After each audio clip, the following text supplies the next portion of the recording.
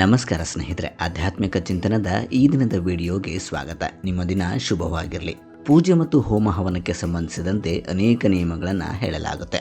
ಈ ನಿಯಮಗಳ ಪ್ರಕಾರ ಪೂಜೆಯಲ್ಲಿ ಮತ್ತು ಹೋಮದಲ್ಲಿ ಈ ನಿಯಮಗಳನ್ನು ಪಾಲಿಸಿದಾಗ ಮಾತ್ರ ಅದು ಪೂರ್ಣ ಫಲಿತಾಂಶವನ್ನು ನಮಗೆ ನೀಡುತ್ತದೆ. ಇಲ್ಲದೇ ಇದ್ದರೆ ಅದರ ಅಪೂರ್ಣ ಫಲಿತಾಂಶಗಳನ್ನು ನಾವು ಪಡೆಯಬೇಕಾಗುತ್ತದೆ. ಪೂಜೆ ಹೋಮ ಮಾಡುವಾಗ ಅರ್ಧಕ್ಕೆ ಎದ್ದು ಹೋಗಬಾರದೇಕೆ? ಪೂಜೆ ಹವನ ಮಾಡುವಾಗ ಅರ್ಧಕ್ಕೆ ಎದ್ದು ಹೋಗಬೇಕಾದರೆ ಏನು ಮಾಡಬೇಕು ಎನ್ನುವಂತಹ ಪ್ರಶ್ನೆ ನಿಮಗೆ ಬಂದಿರಬಹುದು.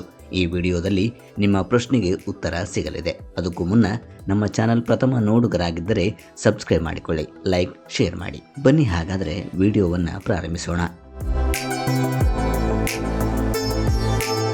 ಸನಾತನ ಧರ್ಮದಲ್ಲಿ ದೇವರ ಪೂಜೆಗೆ ಸಂಬಂಧಿಸಿದಂತೆ ಹೋಮ ಹವನಕ್ಕೆ ಸಂಬಂಧಿಸಿದಂತೆ ಅನೇಕ ನಿಯಮಗಳನ್ನು ಉಲ್ಲಂಘಿಸಲಾಗಿದೆ. ಈ ನಿಯಮಗಳ ಪ್ರಕಾರ ಪೂಜೆಯನ್ನು ಮಾಡುವುದರಿಂದ, ಹೋಮ ಹವನವನ್ನು ಮಾಡುವುದರಿಂದ ನಮಗೆ ಪೂರ್ಣ ರೀತಿಯ ಫಲಿತಾಂಶವನ್ನು ನಾವು ಪಡೆಯಬಹುದು ಎನ್ನುವಂತಹ ನಂಬಿಕೆ. ಪೂಜೆ, ವ್ರತ ಮತ್ತು ಹವನವನ್ನು ಮಾಡುವುದಕ್ಕೆ ಏಕಾಗ್ರತೆಯನ್ನು ಕಾಪಾಡಿಕೊಳ್ಳುವುದು ತುಂಬ ಅತಿ ಮುಖ್ಯವಾಗಿರುತ್ತೆ. ದೇವರ ಪೂಜೆ, ಹೋಮ ಹವನ ಮಾಡುವಂತಹ ಸಂದರ್ಭದಲ್ಲಿ ಜನರು ತಮಗೆ ತಿಳಿಯದು ಅಥವಾ ತಿಳಿಯದೆಯೋ ಅನೇಕ ತಪ್ಪುಗಳನ್ನು ಮಾಡುತ್ತಾರೆ. ಪೂಜೆ ಮಾಡುವಂತಹ ಸಂದರ್ಭದಲ್ಲಿ, ಹೋಮ ಮಾಡುವಂತಹ ಸಂದರ್ಭದಲ್ಲಿ ಅದನ್ನು ಅರ್ಧಕ್ಕೆ ಬಿಟ್ಟು ಹೋಗಬಾರದು ಎನ್ನುವಂತಹ ನಿಯಮವಿದೆ. ಈ ಸಮಯದಲ್ಲಿ ಏಕಾಗ್ರತೆಯನ್ನು ಕಾಪಾಡಿಕೊಳ್ಳುವುದು ತುಂಬ ಮುಖ್ಯವಾಗಿರುತ್ತೆ. ಇದಕ್ಕೆ ಮುಖ್ಯ ಕಾರಣ ಏನು ಎನ್ನುವುದನ್ನು ಈ ವಿಡಿಯೋದಲ್ಲಿ ತಿಳಿತಾ ಹೋಗೋಣ. ಪೂಜೆ ಮಾಡುವಾಗ ಪೂಜೆಯ ಅರ್ಧ ಭಾಗದಲ್ಲಿ ಎದ್ದು ಬೇರೆಯವರಿಗೆ ಬಿಟ್ಟುಕೊಡಬಾರದು. ಈ ತಪ್ಪು ನಮ್ಮಿಂದ ಪೂಜೆಯ ಪಾವಿತ್ರ್ಯತೆಯನ್ನು ಹಾಳು ಮಾಡುತ್ತದೆ. ಇದು ಪೂಜೆಯ ನಿಯಮಗಳನ್ನು ಉಲ್ಲಂಘನೆ ಮಾಡಿದಂತಾಗುತ್ತೆ. ಈ ಪೂಜೆಯಿಂದ ಪಡೆದುಕೊಂಡಂತಹ ಫಲಿತಾಂಶಗಳು ಅಪೂರ್ಣವಾಗುತ್ತವೆ. ಈ ರೀತಿ ಮಾಡಿದ ಪೂಜೆಯು ನಮಗೆ ಪೂರ್ಣ ಫಲಿತಾಂಶಗಳನ್ನು ತಂದುಕೊಡುವುದಿಲ್ಲ. ಸನಾತನ ಧರ್ಮವು ಪೂಜೆ, ಉಪವಾಸ ಮತ್ತು ಯಜ್ಞವನ್ನು ಮಾಡಲು ಕೆಲವೊಂದಿಷ್ಟು ನಿಯಮಗಳನ್ನು ತಿಳಿಸಿದೆ. ಪೂಜೆ ಅಥವಾ ಯಜ್ಞದ ಸಮಯದಲ್ಲಿ ನೈವೇದ್ಯಗಳನ್ನು ಅರ್ಪಿಸುವಾಗ ಜನರು ಎದ್ದು ನಿಲ್ಲುವುದನ್ನು ನೋಡುವುದು ಸಾಮಾನ್ಯವಾಗಿರುತ್ತೆ. ನೀವು ದೃಢ ನಿಶ್ಚಯಿಂದ ಪೂಜೆ, ಉಪವಾಸ ಅಥವಾ ಯಜ್ಞವನ್ನು ಮಾಡುತ್ತಿದ್ದರೆ ಸಮಸ್ಯೆ ಎಷ್ಟೇ ಕಷ್ಟಕರ ಅಥವಾ ಸಂಕೀರ್ಣವಾಗಿದ್ದರೂ ಪೂಜಾ ಸ್ಥಳವನ್ನು ಬಿಟ್ಟು ಹೋಗಬಾರದು.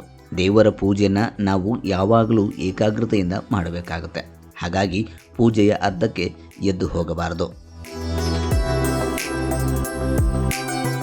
ಹೋಮ ಹವನ ಮಾಡುವಾಗ ಈ ತಪ್ಪನ್ನು ಮಾಡಬಾರದು. ಹೋಮ ಅಥವಾ ಹವನವನ್ನು ಮಾಡುವಂತಹ ಸಂದರ್ಭದಲ್ಲಿ ಅನೇಕ ಜನರು ತಮ್ಮ ಫೋನ್ನಲ್ಲಿ ಮಾತನಾಡುವುದನ್ನು ನೀವು ನೋಡಿರುತ್ತೇವೆ. ಇನ್ನಿತರ ಅತಿಥಿಗಳನ್ನು ಭೇಟಿ ಮಾಡುವುದನ್ನು ಮತ್ತು ಇತರೆ ಯಾವುದೋ ಕಾರಣಗಳಿಗಾಗಿ ಎದ್ದು ಹೋಗುವುದನ್ನು ನೀವು ನೋಡಿರುತ್ತೇವೆ. ಇಂತಹ ತಪ್ಪನ್ನು ಮಾಡುವುದು ಸರಿಯಲ್ಲ. ಇದಲ್ಲದೆ ನಿಮ್ಮ ಮನೆಯಲ್ಲಿ ಗಣಪತಿ ಹೋಮ, ಮೃತ್ಯುಂಜಯ ಹೋಮ, ಸತ್ಯನಾರಾಯಣ ಹೋಮ, ಸುದರ್ಶನ ಹೋಮ, ನವಗ್ರಹ ಹೋಮ ಅಥವಾ ಯಾವುದೇ ಅಗ್ನಿಗೆ ಸಂಬಂಧಿಸಿದ ಯಾಗವನ್ನು ಮಾಡುತ್ತಿರುವಂತಹ ಸಂದರ್ಭದಲ್ಲಿ ಒಂದು ವೇಳೆ ಪುರೋಹಿತರು ಕೆಲವು ನಿಮಿಷಗಳ ಕಾಲ ವಿರಾಮಗೊಳಿಸಿದರೂ ಸಹ ನೀವು ಹೋಮದಲ್ಲಿ ಕುಳಿತುಕೊಂಡಂತಹ ಸ್ಥಳದಿಂದ ಎದ್ದೇಳಬಾರದು. ಒಂದು ವೇಳೆ ಎದ್ದರೆ ನೀವು ಪೂಜೆಯ ಪಾವಿತ್ರ್ಯತೆಯನ್ನು ಹಾಳು ಮಾಡಿದಂತಾಗುತ್ತದೆ. ಹಾಗಾಗಿ ಪೂಜೆಯ ಸಂದರ್ಭದಲ್ಲಿ ಅರ್ಧಕ್ಕೆ ಎದ್ದು ಹೋಗಬಾರದು. ಯಾಕೆ ಎನ್ನುವುದನ್ನು ನೋಡುವುದಾದರೆ, ರಾಮಾಯಣದಲ್ಲಿ ಸೀತೆ ಈ ಒಂದು ತಪ್ಪು ಮಾಡಿದ್ದಳು. ಈ ವಿಚಾರ ಸಂಬಂಧಿಸಿದಂತೆ ನಾವು ಸೀತಾಮಾತೆಯನ್ನು ಉತ್ತಮ ಉದಾಹರಣೆಯಾಗಿ ನಾವು ತೆಗೆದುಕೊಳ್ಳಬಹುದು. ರಾಮಾಯಣದಲ್ಲಿ ಸೀತೆಯೊಂದಿಗೆ ಸಂಬಂಧವನ್ನು ಹೊಂದಿರುವ ಈ ಕಥೆಯನ್ನು ನಾವು ಕೇಳಬಹುದು ಅಥವಾ ನೋಡಬಹುದಾಗಿದೆ. ಒಮ್ಮೆ ಋಷಿ ವಾಲ್ಮೀಕಿಯವರ ಆಶ್ರಮದಲ್ಲಿ ಸೀತಾದೇವಿಯು ಪೂಜೆ ಮಾಡುವಂತಹ ಸಂದರ್ಭದಲ್ಲಿ ಮಧ್ಯದಲ್ಲಿ ಎದ್ದು ಸ್ವಲ್ಪ ಮುಂದೆ ಹೋಗಿ ಕುಳಿತುಕೊಂಡಿದ್ದರು. ಈ ಕಾರಣದಿಂದಾಗಿ ಸೀತೆ ತನ್ನ ಜೀವನದಲ್ಲಿ ಅನೇಕ ಸಮಸ್ಯೆಗಳನ್ನು ಎದುರಿಸಿದಳು ಎಂದು ಹೇಳಲಾಗುತ್ತೆ. ಆದ್ದರಿಂದ ಯಾವುದೇ ಪೂಜೆ ಅಥವಾ ಉಪವಾಸದ ಸಮಯದಲ್ಲಿ ನಂಬಿಕೆ, ಭಕ್ತಿ, ದೃಢ ನಿಶ್ಚಯ, ಉಪವಾಸ ಆಚರಣೆಗಳು ಮತ್ತು ಶಿಸ್ತು ಅತ್ಯಗತ್ಯವಾಗಿರುತ್ತೆ. ನಿಮಗೆ ಪೂಜೆಯ ಪೂರ್ಣ ಫಲಿತಾಂಶಗಳು ನಿಮಗೆ ದೊರೆಯುತ್ತವೆ.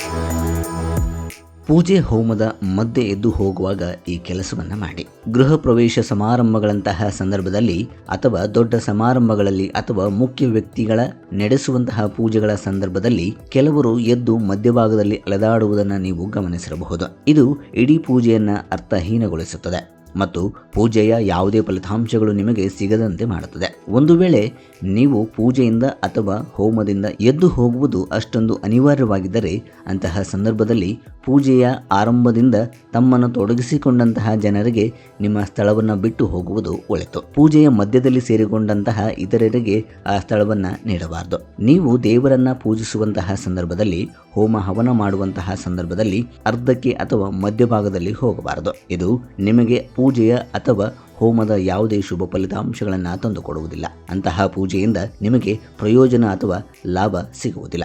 ಇದಕ್ಕಿಂತ ಸಮಸ್ಯೆಗಳೇ ಹೆಚ್ಚಾಗುತ್ತವೆ. ಸ್ನೇಹಿತರೆ, ಈ ವಿಡಿಯೋದಿಂದ ಉತ್ತಮ ಮಾಹಿತಿ ಸಿಕ್ಕಿದೆ ಎಂದು ಭಾವಿಸುತ್ತಾ ಈ ವಿಡಿಯೋವನ್ನು ಮುಗಿಸುತ್ತೇನೆ. ಮುಂದಿನ ವಿಡಿಯೋದಲ್ಲಿ ಮತ್ತೊಂದರ ಮಾಹಿತಿಯನ್ನು ಹೊತ್ತು ಮುಂದೆ ಬರುವೆ. ಧನ್ಯವಾದಗಳು.